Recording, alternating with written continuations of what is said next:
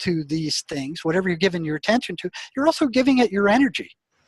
So if you're concentrating on listening to EVPs, you're giving whatever these entities are your energy, and they go, oh man, here's a feeding source. Look at, he's even looking to get, it's like a fish that jumps into the boat.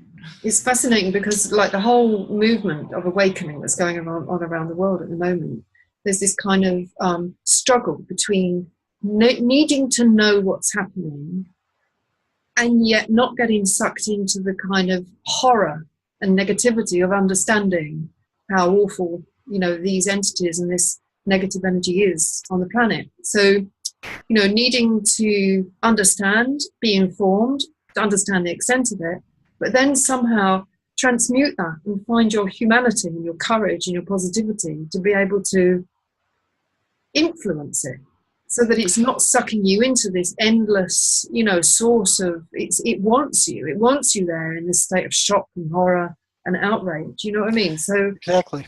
I think once you've got to overcome that initial shock and that kind of horror, there's a certain sort of, I find a certain sort of immunity to it, because from my perspective, I can practice my spiritual power. I can sit in my spiritual power. I can chant what I chant. I can practice my Buddhism, and I can celebrate what I consider to be my Buddha nature. I can say, wow, look at this power. Look at this. This is wow. This is amazing what I can do with this power that I have in a very positive way. I can use it positively, But there's this kind of in-between moment where you have to go down those rabbit holes. You have to understand the power that we're up against, this kind of incredibly powerful, life-sucking entity, And it's not just schizophrenics. They're hitting all of us all the time.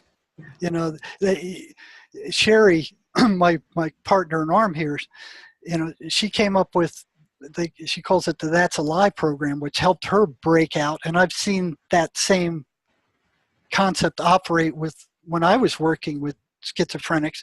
She's just made it very concise and very clear.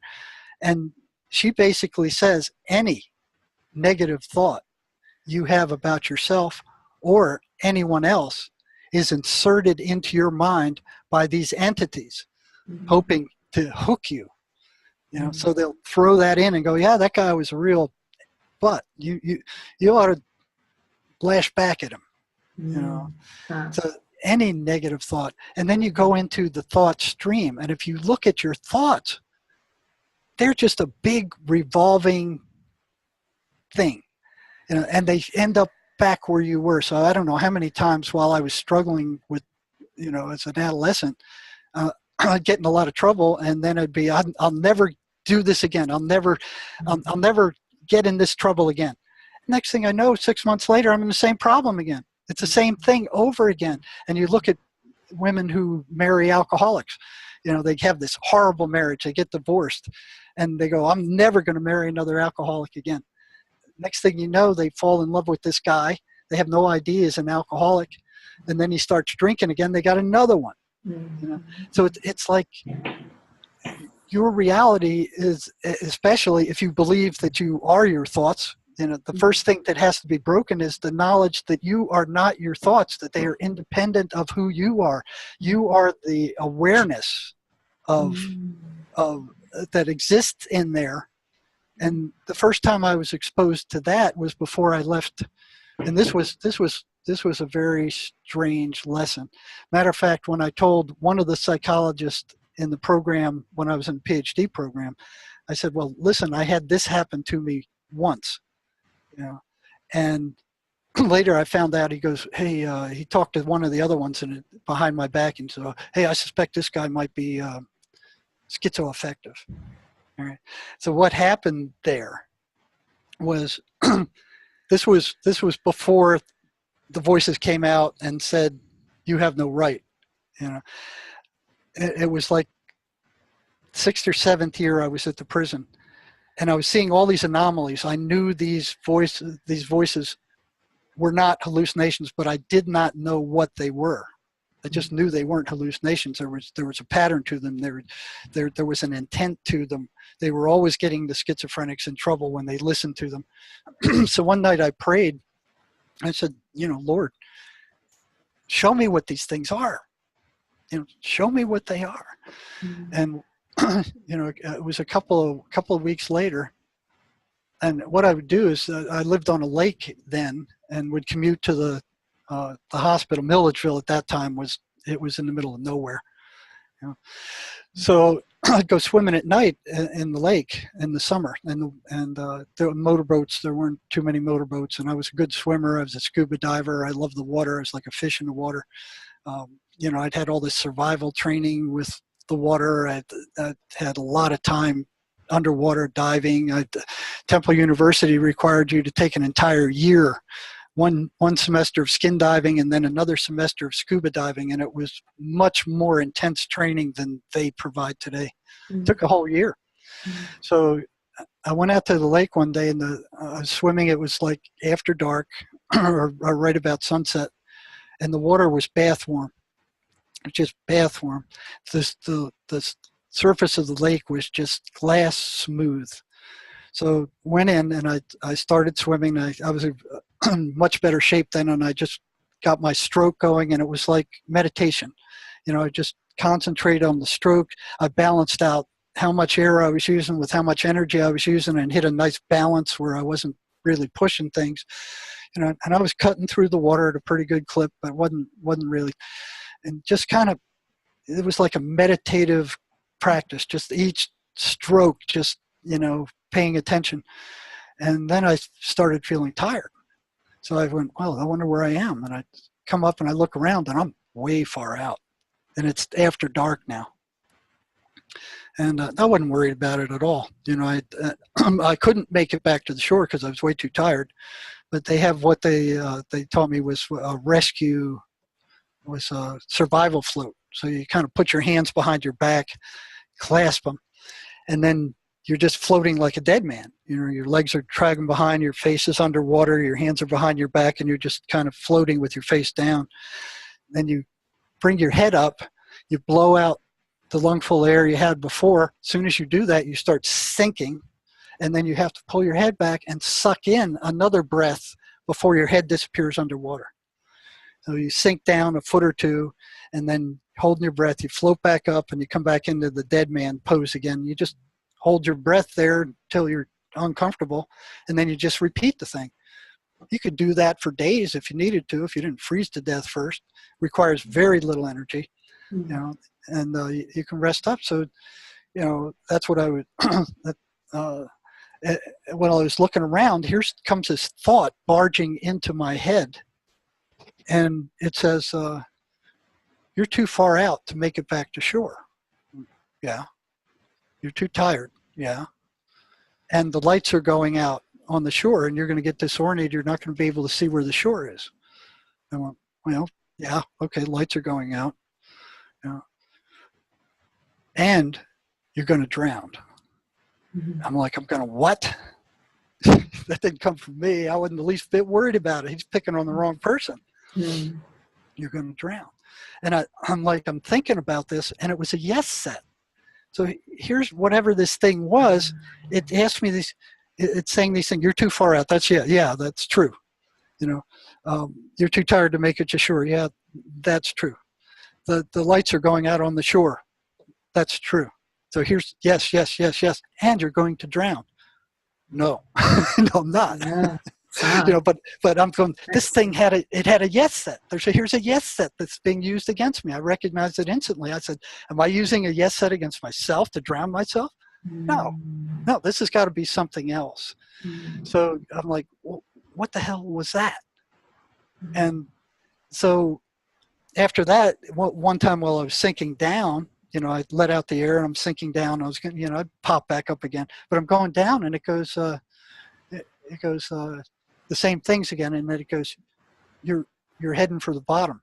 You're going to drown, And I'm like, well, yeah, I was heading for the bottom. I'm like, what the hell is this thing? So I came up, took the breath again, and this time, to spite it, I just let more air out. Okay, so this is after dark now. The water's bath warm. I sink down, and then instead of bobbing up to the surface as I normally would, I let some air out, and I started sinking more.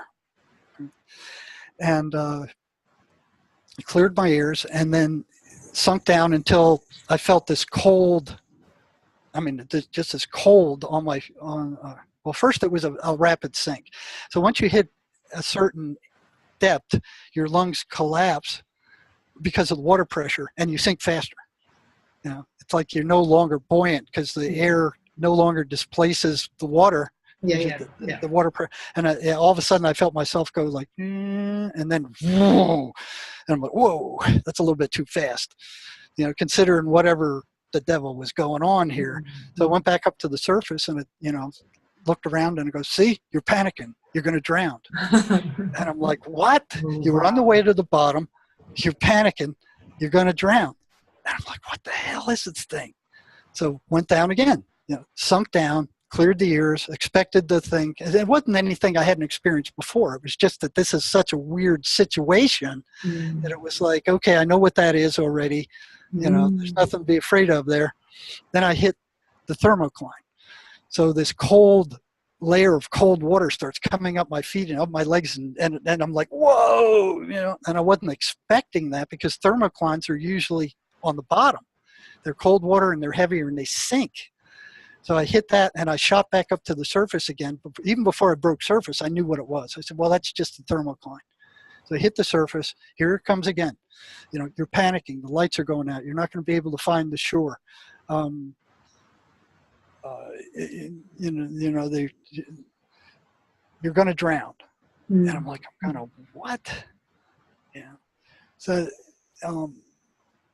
so I went down again, and this time went through the thermocline, and there was warm water under the thermocline, which I wasn't expecting at all. You know, once you hit that, all my experience with thermoclines is they sit on the bottom. This one hadn't reached the bottom yet. So I go through it, and then I feel this thing sucking at my feet. And it's like, ooh, it's shot back to the surface again. Even before I got up, I'm like, I hit the bottom, you know, and I had to clear my ears several times. So it must have been down 25, 30 feet maybe, which is crazy if you look at it. So I felt this, I shot to the surface, and here it comes again. See, you're panicking. You're gonna, and there's a motorboat coming. And I'm like, I hadn't noticed a motorboat. You know, when you're underwater, you can hear sound for a long way away. And maybe I wasn't paying attention because I was more concerned, like, what the hell's going on here? And what's going to happen? Is this thing going to grab me underwater or what? But what was strange, it shut up. Once I went below the surface, it didn't keep prattling. So it wouldn't follow me underwater. It was just only on the surface. I found that strange. So I got up, and it says, you know, repeats all this crap again. And then it goes, and there's a motorboat coming right for you. And it's going to grind you to pieces because they can't see you out here in the middle of the lake at night. And I look, and off in the distance, here's this motorboat coming toward me with these green navigation lights moving right at me. And I'm like, okay, you know, I've dodged motorboats before. I've had to hug the bottom. I can go back down and stay there until after it's gone. I wasn't really concerned about it. I didn't like that situation, you know, but I could deal with it. And it says, that thing's good. He can't see you. You're going to get hit by this, and the propeller is going to cut you into a million pieces, you know, which was a definite possibility. You know, so I'm like, how did this thing know a motorboat was coming when I couldn't hear it? And I'm watching it, and this thing's getting closer and closer and closer. And it passes by like maybe 20, 25 feet in front of me. And I'm watching it go by, and I wasn't paying attention to the wake that it had kicked up. I'm just kind of like, you know, watching it goes, well, okay, thank God that's out of the way. And I'm taking in a breath, and the wake washes over me as I'm taking a breath in. So I took a mouthful of water in, and I'm like, you know, just spitting it out and coughing and see, you're going to drown. You're panicking. You're going to drown. You're drowning right now. And I'm like, what the hell is this thing? So I went, you know, screw you. And I went down again. And I sunk all the way down to the bottom. my feet stuck into the mud, and I wasn't expecting mud because the shore was all rock. So I thought all the lake was rock. I wasn't expecting muck at the bottom, but it was this oozy muck. Right? So hit that, and then just kind of folded over, and I was like a dead man. I was like a dead guy when my arms were hanging down maybe a few inches above the bottom. The water was bath warm. There was no sight. There was no sound. There was no feeling. There was no thought, because I was kind of afraid that something was going to come out of the dark at the bottom of the lake and grab me. So I'm like, kind of, all right, what's next? What's next? And for the 20 or 30 seconds that I could hold my breath, I had no body. I couldn't see, I couldn't hear, I couldn't smell. All sensations were cut off.